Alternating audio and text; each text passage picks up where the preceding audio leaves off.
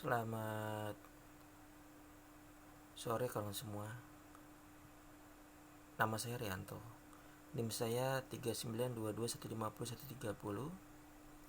Prodi saya Teknik Informatika.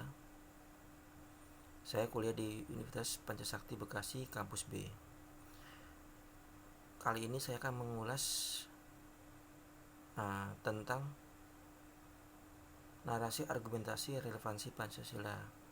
Tema ini apakah arah pembangunannya sudah sesuai dengan amandemen Undang-Undang 1945 dan Pancasila?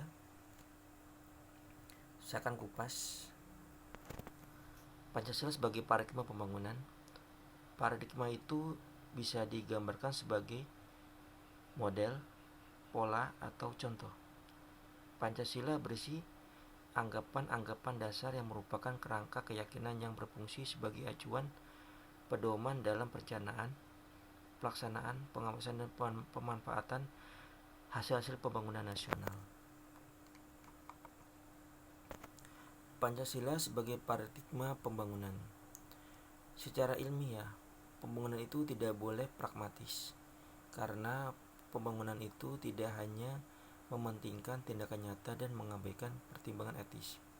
Tidak boleh juga bersifat ideologis secara mutlak, melayani ideologi tertentu dan mengabaikan manusia secara nyata. Harus menghormati hak asasi manusia. Pembangunan tidak boleh mengorbankan manusia, melainkan menghormati harkat dan martabat manusia.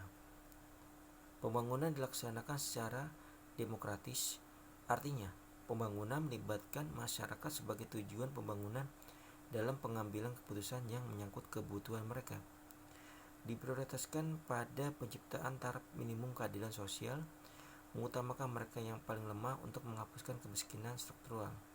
Pembangunan dilaksanakan secara demokratis, artinya pembangunan melibatkan masyarakat sebagai tujuan pembangunan dalam pengambilan keputusan yang menyangkut kebutuhan mereka. Pancasila sebagai paradigma pembangunan politik.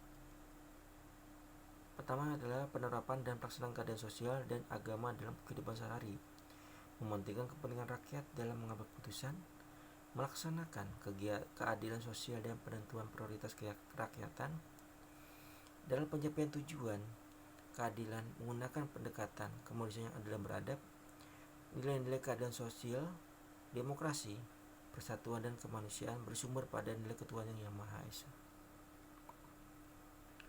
Pancasila sebagai paradigma pembangunan sosial budaya. Tidak satu pun suku, bangsa ataupun golongan sosial di Indonesia yang tidak mengenal Tuhan. Nilai budaya yang dijunjung tinggi oleh segenap warga negara tanpa membedakan golongannya. Nilai budaya yang menjadi kebulatan tekad masyarakat untuk mempersatukan diri. Nilai budaya yang luas penyebarannya untuk melakukan kesepakatan melalui musyawarah. Nilai-nilai keadilan sosial menjadi landasan yang membangkitkan semangat perjuangan bangsa. Pancasila sebagai paradigma pembangunan hukum. Pertama, perlindungan terhadap hak asasi manusia atau HAM, susunan ketatanegaraan, dan terakhir adalah pembagian dan pembatasan tugas-tugas ketatanegaraan. Demikian skema dari saya mengenai Pancasila. Terima kasih.